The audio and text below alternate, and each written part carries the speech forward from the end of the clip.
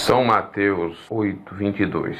Jesus, porém, disse-lhe: Segue-me e deixa aos mortos sepultar os seus mortos. Para examinar. O que Jesus quis dizer com sepultar os seus mortos?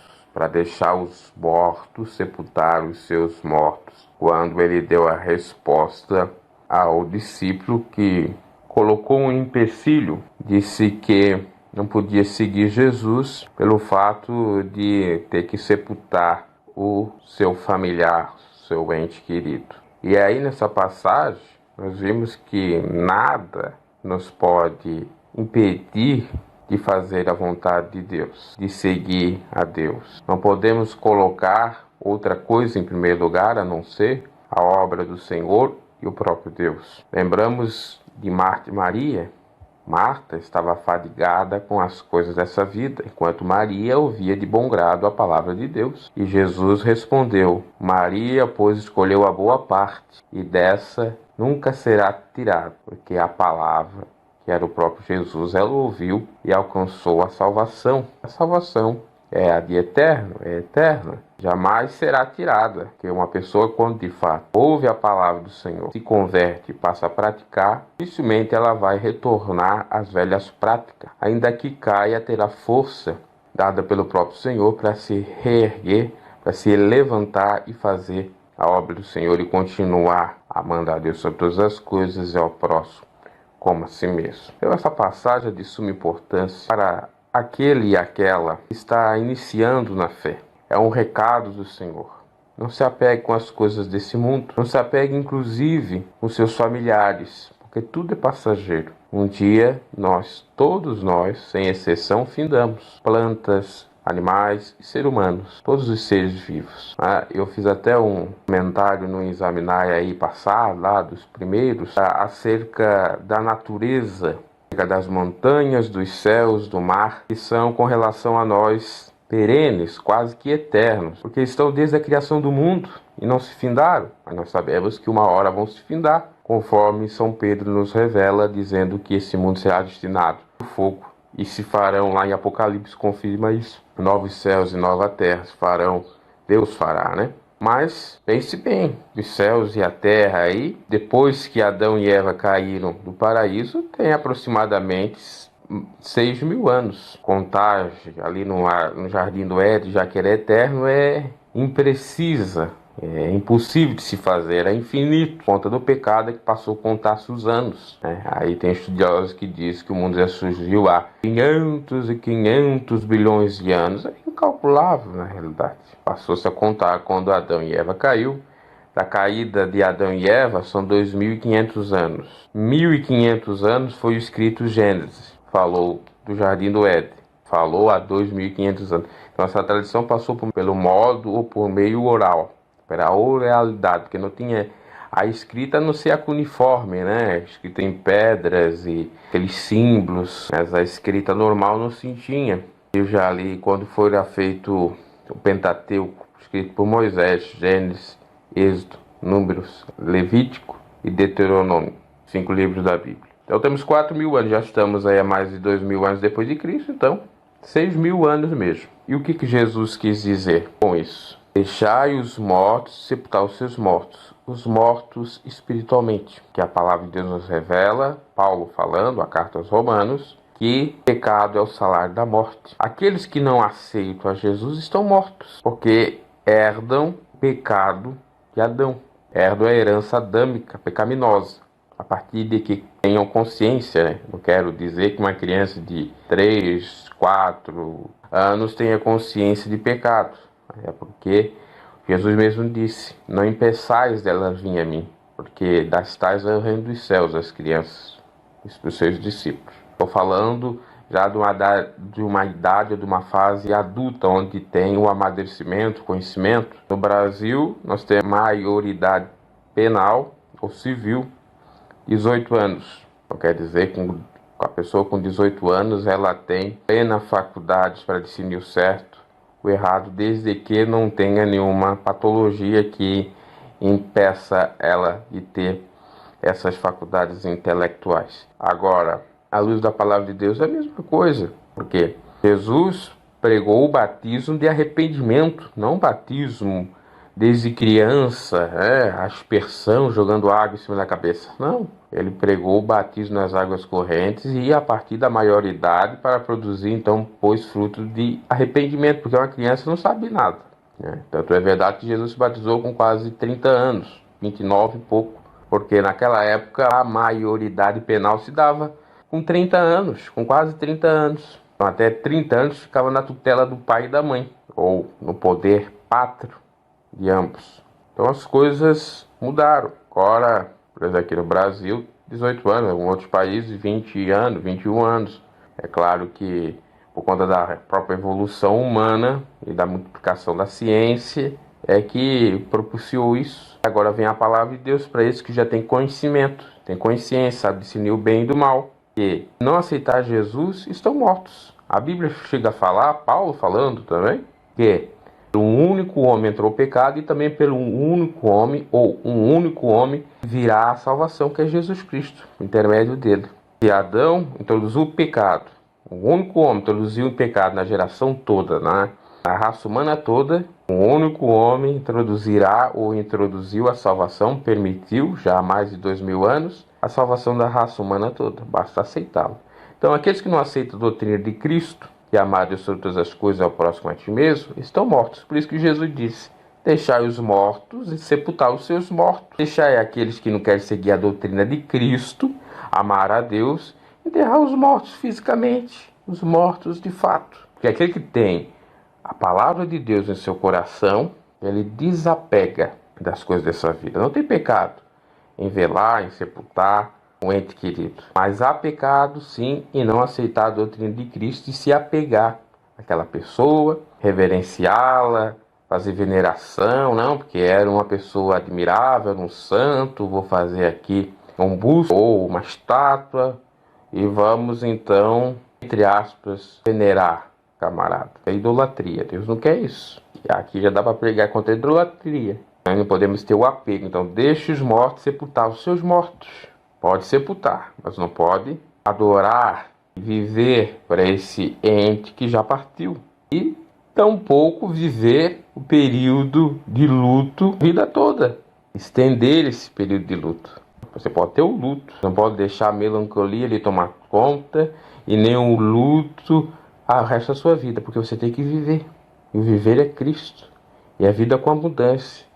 A Bíblia fala, Paulo falando aos Filipenses, o viver é Cristo e morrer é ganho. Se aquele teu ente querido morreu e aceitou a Cristo, já está com Cristo, você vai ver ele na glória. Então para que se apegar? Para que fazer veneração? E para que você ficar em luto, em tristeza, a vida toda? Se não é isso a vontade de Deus. Claro que devemos externar os nossos sentimentos, inclusive os negativos, inclusive esses que são melancólicos. No entanto, não podemos deixar isso nos dominar. Então é isso que Jesus diz nessa passagem. Segue-me. Deixa os mortos sepultar os mortos. Deixa aqueles que não querem saber da palavra de Deus. Deixa aqueles que não querem seguir a minha vontade. Que eles vão sepultar os mortos. Quer dizer, não é necessário você ir lá sepultar. Tem alguém para fazer isso. Hoje em dia nós temos aí as funerárias que são responsáveis por fazer todo enterro. Não é necessário você estar lá se ocupando daquilo. E muito menos impedir de fazer a obra ou aquilo impedi-lo de fazer a obra de Deus. Ah não, morreu um ente querido. Ah meu Deus, o que vai ser da minha vida? Eu vou venerar ele. Eu tenho que dar graças a ele. Eu vou viver de luto. Tudo isso é errado. Então a idolatria é errado. Do ente que faleceu. É a veneração, como diz os católicos, mas dá da mesma coisa. Está no mesmo.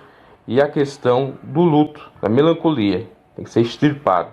Você pode lá enterrar, mas se não tiver alguém para fazer, nós temos que deixar.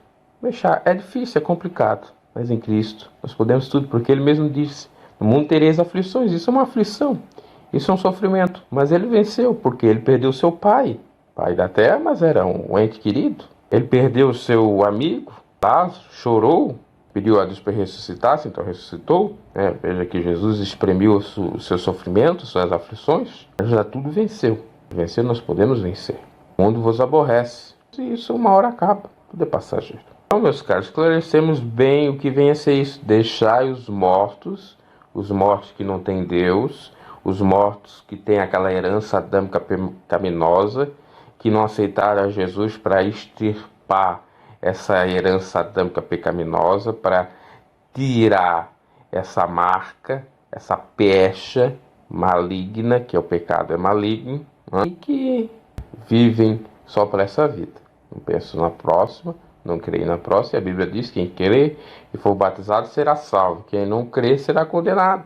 Aquele que crê será salvo não só na vida espiritual, da vida vindoura, da ira de Deus vindoura, mas dos sofrimentos, das aflições, diria eu, entre aspas, comuns, normais, as mais extremas. E se tiver a aflição, temos o refrigério, temos o alento, temos a ajuda, o subsídio de Deus. A Bíblia diz que o Senhor é socorro bem presente na hora da angústia. Então isso é promessa, se cumpre na vida daquela que é fiel ao Senhor. Não podemos ficar aí, morreu meu ente querido, o que vai ser da minha vida? Extirpe esse desespero. Se você aceitou a Jesus, se seu ente aceitou a Jesus, está tudo certo. Ele foi para a glória, você vai continuar a sua caminhada até a hora que o Senhor lhe chamar, ou pelo arrebatamento, ou pela morte mesmo física, que a morte espiritual para o cristão não existe. Ele passa dessa vida para outra, para a eternidade. Como já disse, viver é Cristo e morrer é ganho, é lucro. Não tenho que se preocupar tampouco e se desesperar ou por que se desesperar. Deixai aos mortos, que não querem saber de Deus, que não querem aceitar Jesus, sepultar os mortos fisicamente. Paz e graça. Olá, meus caros quadros examinários. Vamos falar de união, de viver em paz. A Bíblia fala em Salmos 133, versículo 1 em diante, que quão bom e quão suave é que os irmãos vivam em união. Só que viver em união depende de uma série de fatores. Porque é bom realmente viver em união, é um fato inegável.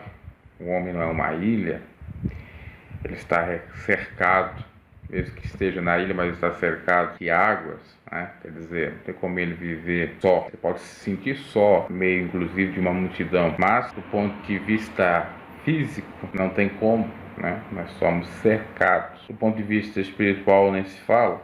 Enfim, não tem como nós vivermos isolados, no ostracismo, ad eterno. Podemos nos ausentar, tirar um tempo para refletir, tirar alguns meses ou anos sabáticos para descansar, podemos dar um tempo para reciclar. Agora, viver sem ter o próximo ou sem estar inserido num grupo, numa determinada sociedade, ou grupo social, é impossível. É necessário viver união para termos paz, para convivermos. A convivência passa pela comunicação, pelo diálogo, pela compreensão, por ceder, deixar o ego de lado. Do mesmo modo, a nossa relação para com Deus, nosso relacionamento para com Ele, é necessário nos despirmos de toda a carnalidade, toda a vaidade, toda a soberba, todo engano e todo eu. É necessário sermos humildes para alcançar não só suas bênçãos, como ter a sua presença permanente em nossas vidas e ter a vida eterna. Com relação ao próximo, do mesmo modo, nós temos que saber lidar com as diversas circunstâncias que nos aparecem, porque se nós não sabemos controlar o teu autocontrole, a coisa fica complicada. É bom, Deus quer que nós vivemos em união. A união implica em unidade. Os discípulos, os apóstolos, viviam unanimemente, estavam de pleno acordo em tudo que faziam. E isso nos tempos odiernos é meio complicado, né?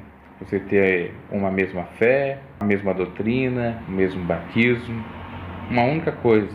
Em Cristo nós nos tornamos um. A igreja e Cristo são comparados como o noivo e a noiva, próximo para o casamento. O casamento é exatamente na Nova Jerusalém. E esse noivo e essa noiva, ou esse esposo e essa esposa, ao se unirem se tornam um só. É um mistério. mesma carne, mesmo sangue, do mesmo modo que ocorre com a esposa e seu marido. Nós temos que entender que é necessário a unicidade, a união, a unidade, o acordo. É claro que se você for concordar, se você for unir com coisas ruins, nada adianta. Eu estou falando de coisas boas, eu estou falando de se unir com Deus, se unir com os irmãos que tenham a mesma fé, a mesma doutrina, que tenham um foco. A Bíblia chega a dizer que as más conversações corrompem os bons costumes. Se nós formos nos unir com esse tipo de gente, com certeza vamos sofrer. E aí a gente tem que refletir. Porque muito se fala, a união faz a força. Mas qual é a união? Em que sentido? Tá vago. Se você não souber interpretar, se você não souber como usar essa união, ou para que usar, em que direção você quer, você está propenso a sofrer. Se você se associa com o mal, você vai ter a consequência de ter se associado com o mal, porque a Bíblia diz que tudo que você semear, você vai colher. É a lei da semeadura. Se você se associa com o bem, vai ter bem. Minha avó dizia uma sentença muito interessante, que se ajunta com o mal, pior que aquele sujeito você vai ser. Se ajunta com um sujeito que é do bem, você vai ser melhor do que esse sujeito. Se você se ajunta com aquilo que é bom, você vai se tornar um sujeito mais do que bom, ou com quem é bom. Se você se ajunta com aquele que é mal, vai se tornar o pior. Pensamos nesse sentido. Deus é bom e é o único. Vamos nos associar com Ele. Vamos pertencer ao seu grupo. Vamos pertencer. Tem tanto aí o grupo de WhatsApp, o grupo no Facebook. Vamos pertencer ao grupo dos céus. Vamos pertencer ao grupo de Deus. Não aí das mídias, das redes sociais, que às vezes a gente pensa que é bom e não é. Porque nem tudo que reluz é ouro. Pessoas nos decepcionam.